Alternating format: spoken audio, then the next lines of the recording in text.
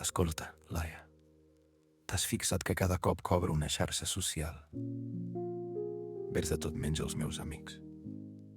Ahir vaig trigar 10 minuts a trobar una foto de la meva cosina entre tant de vídeo de gent cuinant o fent vols estranys. Benvingut, Pau. És que ja no estem en xarxes socials. El concepte ha mort, ara estem en plataformes de consum massiu. El social ha passat a millor vida. Ara el que mana és l'entreteniment pur i dur. Però és que és frustrant. Abans la prioritat era el vincle, no? Jo et seguia a tu perquè m'interessava el que feies. Ara sembla que l'algoritme em digui: No m'importa la teva amiga Laia. Mira aquest senyor de Texas que neteja piscines amb una màquina satisfactòria. Exacte, hem passat del graf social, que és el mapa de qui coneixes, al graf d'interès. a les plataformes com TikTok o als nous Reels ja no els importa qui ets tu o qui conec jo. L'únic que volen saber és quantes mil·lisegons aguantes mirant un vídeo abans de passar al següent. Si et quedes mirant la piscina, et donaran piscines fins que et surtin escates. I aquí és on entra la part comercial, oi? Perquè si l'algoritme decideix què veig, llavors les marques tenen el control total. Totalment abans una marca havia de suar per aconseguir seguidors ara.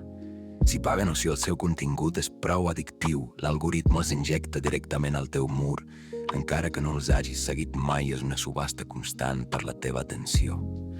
Estem en l'era de la prioritat comercial algorítmica. Em fa por que estiguem perdent la capacitat de connectar la veritat. Si tot és entreteniment passiu, on queda la conversa? On queda el debat?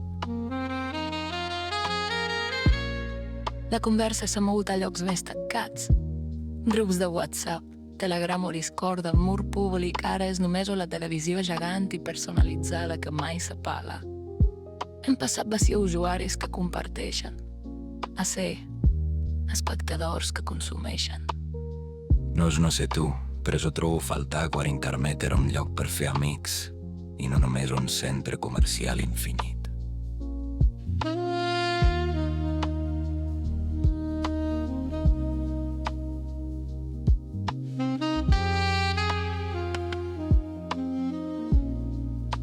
Internet era un lloc per fer amics.